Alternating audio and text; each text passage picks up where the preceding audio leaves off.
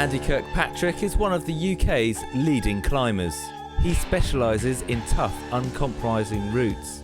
Last year he scaled Uventana in Antarctica, generally considered one of the hardest climbing challenges in the world. I'm not like a normal climber. I don't really like a climber, like a bin man. And I don't think I actually like climbing that much, but I kind of make a living at it. So it's kind of the only thing I can do really. You know, I'm like an assassin who really isn't really that into killing people. A national newspaper recently described him as making Ray Mears look like Paris Hilton.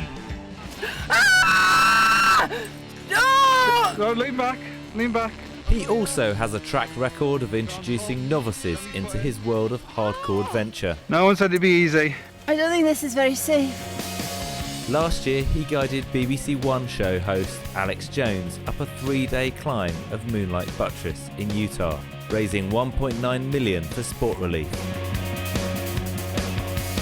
Back home, Andy is dad to 16-year-old Ella and 13-year-old Ewan. When it comes to his own family, he hasn't held back in sharing his version of character-building tough love. When Ella was just 13, Andy took her to climb El Capitan in Yosemite, making her the youngest girl ever to do so. That was a really, really moving experience because at the beginning she was like a small child. She was like my daughter. She was like kind of a baby type person. And slowly I saw how strong she was and how she was like totally independent on the climb. She didn't really need me to be there anymore. She could have done it herself, she could have clipped in. And in the space of 600 meters, she kind of matured into someone completely different, someone who was like amazingly strong and capable and confident. Adventures such as these are all part of Andy's unique parenting plan. As they would say in Andy's native Humberside, when it comes to raising kids, things have changed since he were a lad. I think like in the 70s and the 80s, like neglect was an okay thing. You know, your parents weren't going to look at, they didn't care. They just cared you didn't have polio and you weren't dead, but they didn't really care about anything else. And that was for you to deal with. You sort yourself out, you find fun. We live in a time we're terrified of them growing up. You know, we never allow them to ever grow up, so they never grow up. You know, you get 20-year-old, 30-year-old people who've never experienced any kind of, you know, self-controlled kind of risk-taking. You know, they're like, oh, has anybody checked this out? Or, you know, there's not a railing here. Where children are like that naturally, they are naturally, you know, the risky play is what childhood should be all about, really. So this Christmas, it's Ewan's turn to experience some Andy-style risky play. Instead of a stocking full of games and a few days slumped in front of the TV, Andy is taking him and Ella on a hardcore adventure. Ironically, the activity and venue are inspired by a war film they probably would have caught on repeat had they stayed at home over the festive season. The Heroes of Telemark. So they snuck into the power station and they blew it up. And some people think that they had inside help from the people in the power station.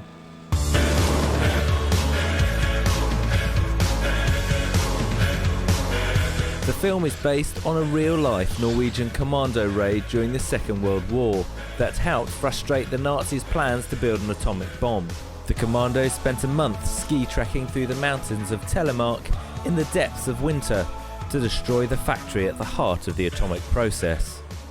The biggest quality of the Heroes of Telemark is their ability to thrive in that environment, in an environment which was very, very hostile and had very limited supplies, and they had an objective. They enjoyed being in the mountains, even though they were being hunted by the Germans.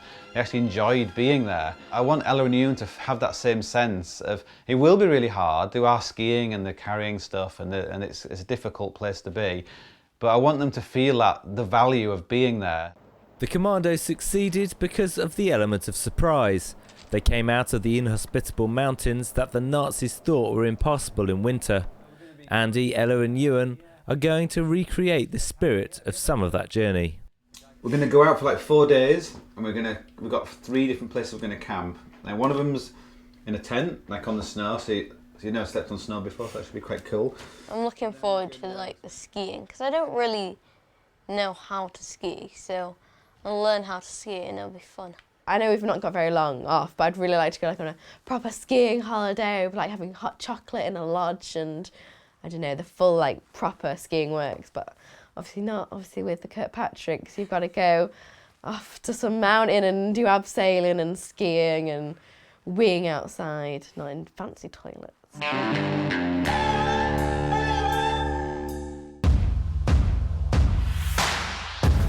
To prepare for the Scandinavian winter, Andy's found an industrial warehouse freezer to get the kids used to the cold. Right then, kids, we're going to go in next door into this room and it's going to be minus 25. This is what it's going to be like in Norway, so you think you can do it? You looking forward to it? Okay, let's go and do it. Like when the sun's out, it'll be okay. It'll be like only minus 15 then. It's really, really cold. My snot is freezing. I can feel like little crystals of snot in my nose and it's so horrible. So I think down here it's even colder, so when it's this temperature, if it gets a little bit windy, it gets like the wind chill could be like minus 70, minus 100, so yeah. So this is like still air. When it gets windy it'll be even worse.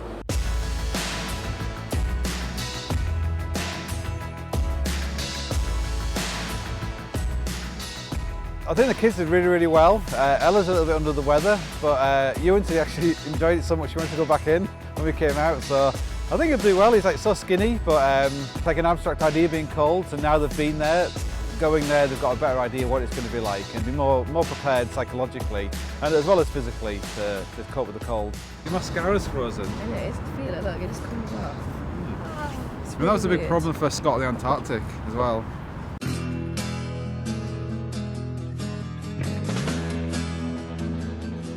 The Kirkpatricks have arrived in Norway, and Andy wants to get the family into the Christmas spirit. Do you like reindeer? Because where we're going, there's like lots of reindeers. I've got a special surprise for you. You're gonna get to meet one super close as you can possibly meet a reindeer. You're not gonna ride it. You're gonna eat it. You're gonna have a reindeer beef burger. Do it. That just sounds awful. I'll eat cows and pigs and chickens and turkeys. But I'm drawing the line at reindeers. Rudolph the red-nosed reindeer had a very shiny nose. This looks like reindeer. And if you ever Those ones there? What was the reindeer on? say it blows, all of the other reindeer used to laugh and Oh, no, touch it.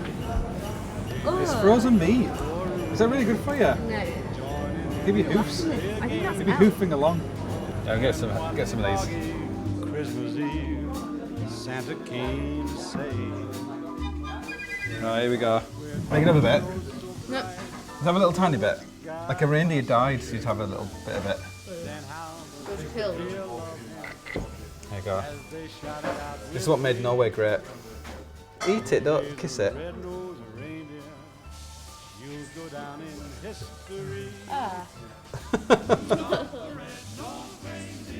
It's all for me.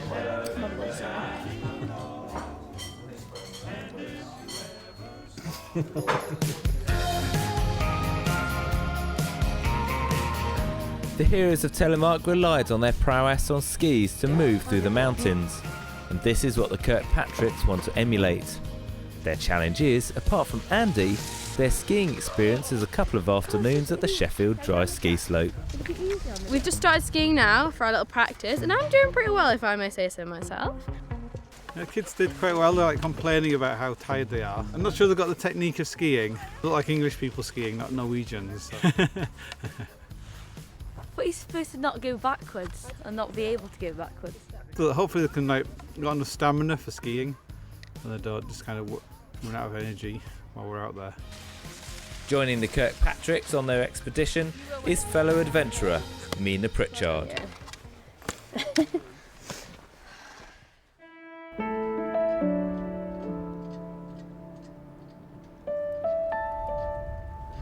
So we're going up the cable car and we're going to up onto the beginning of the plateau.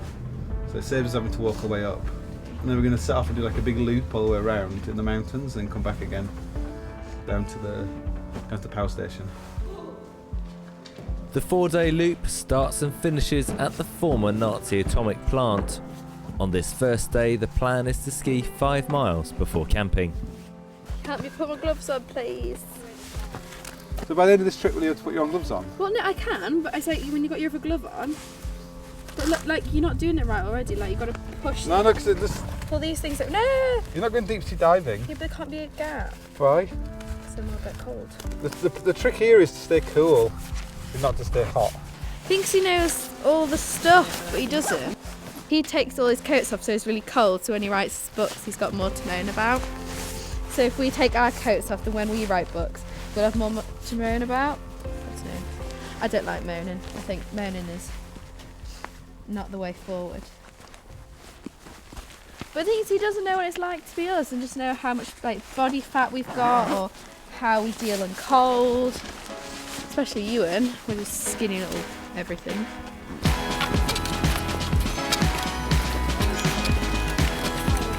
So we have to come back alive, we have to come back friends, and we have to come back successful, but in the reverse order.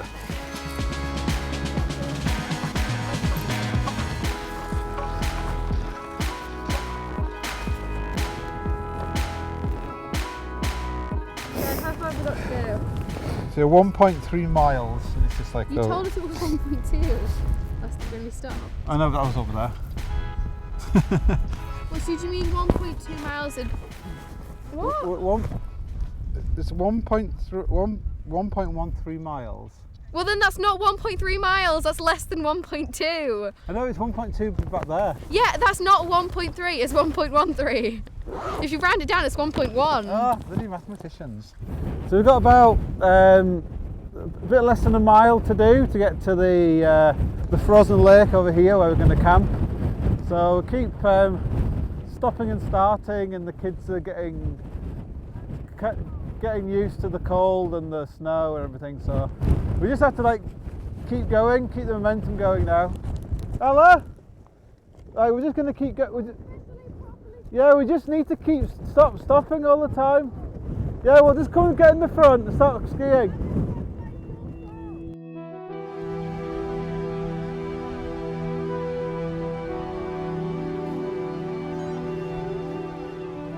At this time of year, the Kirkpatricks only have 6 hours of daylight a day to ski, and not only are temperatures plummeting, light is fading fast. It's really cold. It's like my nose, my arms, my stomach, my head. What? This is the coldest I've ever felt before. It's horrible. I hate it. I want to get a tent! I need food. I want some soup.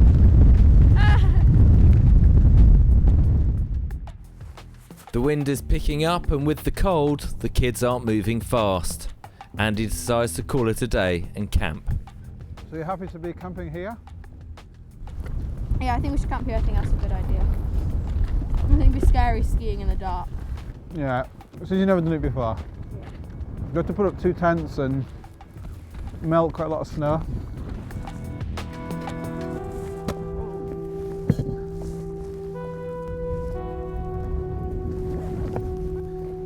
Have you found a flat place to put the tents, Ewan?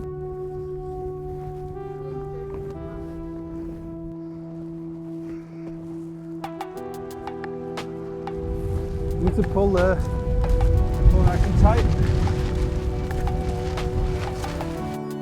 It's going to get really windy tonight, so it needs to be super secure. I have no clue what we're doing this for. Apparently it's for wind, but it looks like we're just trying to make the room inside the tent much smaller. The wind just blows all the snow underneath.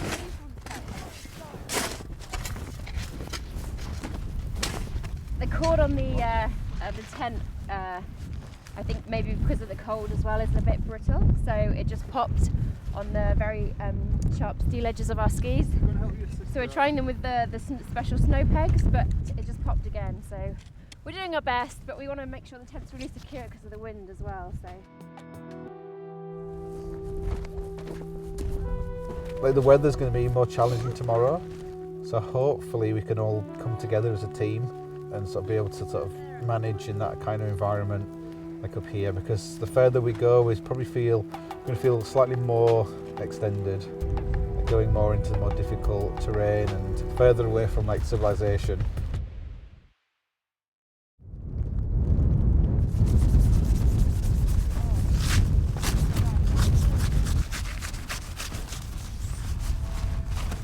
This morning we had like an ice storm and then it rained, everything was soaking wet, and then now the temperature's like dropping really, really quickly. So everything is frozen.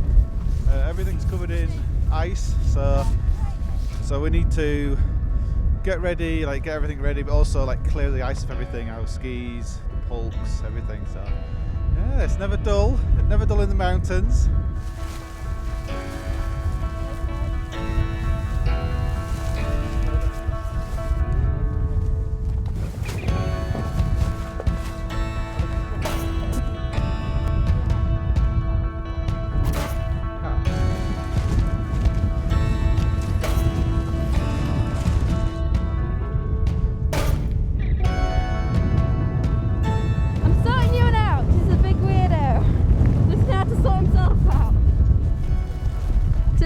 When you like going into the snow, it's really hard to see what you're doing and feel, especially when you've got huge gloves on. So I don't know if Dad's picked up on this, but it's nice when someone else does it for you. So I'm sorting you out because my little baby, you know.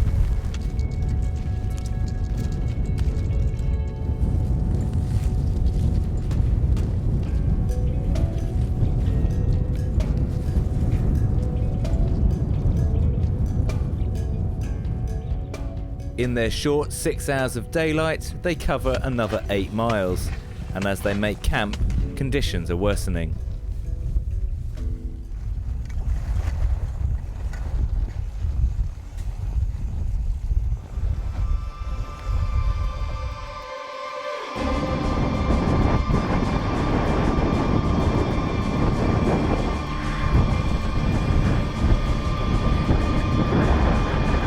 During the night, the wind hits gale force, and Andy has to try and stop the tents being buried in the driving snow.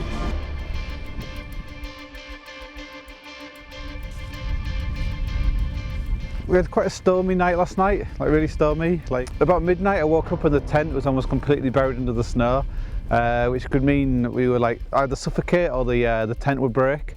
So I had to get up and spend about 40 minutes like digging the tent out and then building a wall to deflect some of the wind, which seemed to do the trick. Like the tent was only a third buried, but being buried alive in a tent is probably not on the top of my list of things to do.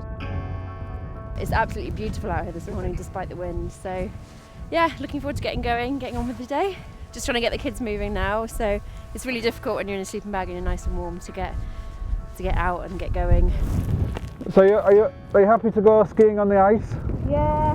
So if anybody goes in, just pretend you're Bear Grylls.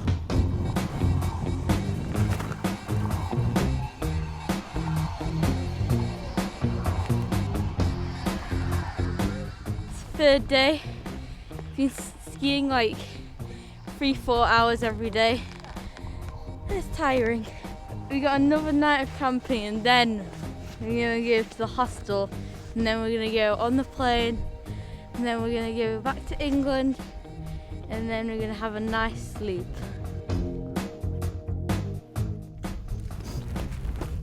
This is the life. We've got like rock hard frozen salami and tomatoes. Is that good, Ella? No. You've broken one of the rules. Not cold. So one rule is as soon as you stop, you put your down jacket on. So I think basically they just ignore everything I ever tell them. So I'm just gonna forget. I'm not gonna tell them anything else. They can just learn the hard way. That's what my dad did. He never told me how to do anything. It was like the school of learn the hard way. Putting it on now, you happy? Your heat is like your body heat is like a resource. It takes a lot of energy to build it up. Andy has a perfect trick up his sleeve to help his kids regain their lost body heat.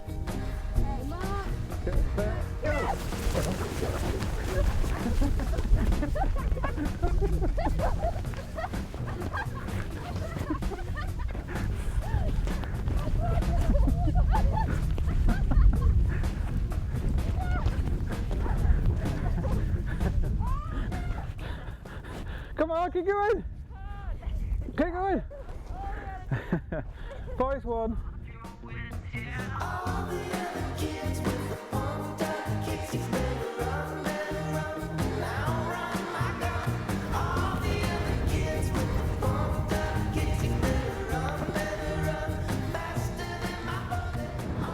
And we're just going around this corner, I think, here. Which corner? I think we're like here. Do you want us to cut across to try and pick up that dashed line? Yeah. We're trying to find our way down to the valley, but it's quite tricky terrain because everything looks the same up here. So we're just navigating around to the tree line, which hopefully is just over here.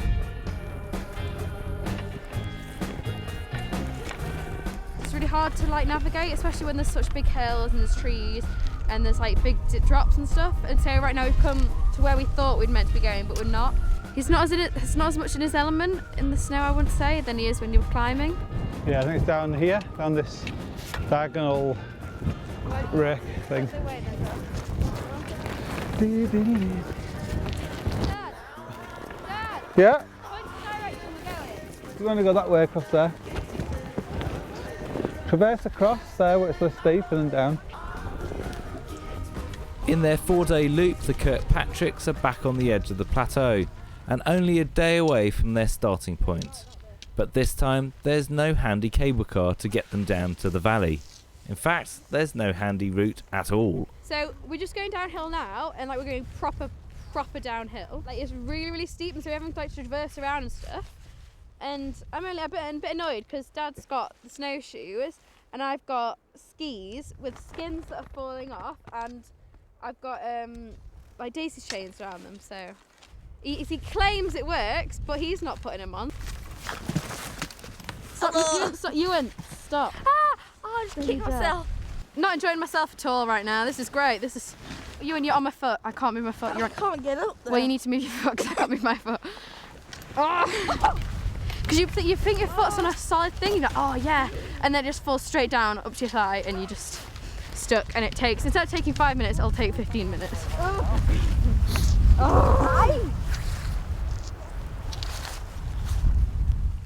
I was really proud of you today. It's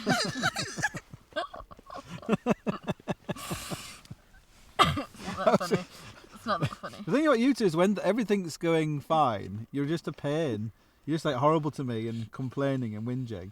And when things get really difficult, you suddenly like snap into gear. It's boring. I think also today, like it was really good to see like you in your element, Ewan. Like, you seem to be really enjoying it. Like I've never seen you do it apart from playing Xbox. You just like you really enjoy just being on your skis and just kind of going along. You're like some sort of like foreign person who's grown up on skis. I'm enjoying it until I like twist my ankle. Yeah. And now like in Gets so you. much pain that I was like laughing hysterically. He was proper hysterically laughing. So would you like to do something like this again? I would very much like to do this again, but maybe in warmer conditions on roller skates. Let's see. Oh no, I'm really scared. What's that? No final evening in the wild would be complete without some marshmallows, Kirkpatrick style. What's that? Oh my god! You set your hand on fire. It's definitely warm. Yeah, it's really warm. Only one last thing to do before going home. Like the daring-do war movie heroes who inspired them, storm the real-life atomic plant. Okay, so we're almost at the factory. So we're going to try and sneak in, like the saboteurs did. Where's the door? The door's over there, up that ramp, up the disabled access.